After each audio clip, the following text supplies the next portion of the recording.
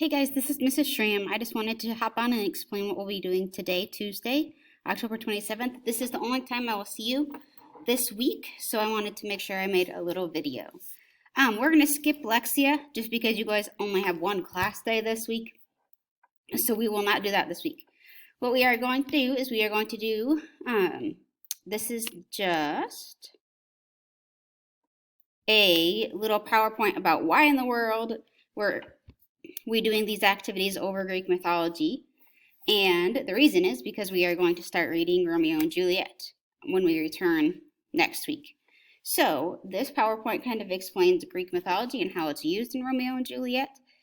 So all you have to do up here is just click play. It's a Prezi.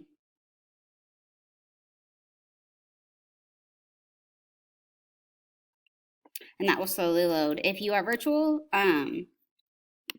you can click through this on your own, or you can do it when we do it in class.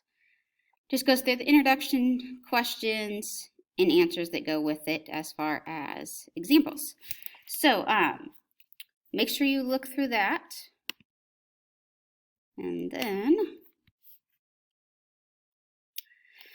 we are just going to review some literary devices because there are many, many literary devices used in Romeo and Juliet. So we want to make sure we are refreshed in our knowledge of those things and how that will go.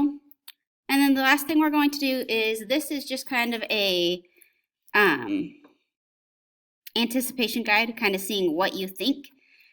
These are different social offenses that are all used in Romeo and Juliet. So you're going to go through and rank them 1 to 12. 1 being the most serious, 12 being the least serious, what you think. And then down here you need to write, why is number 1 the most serious?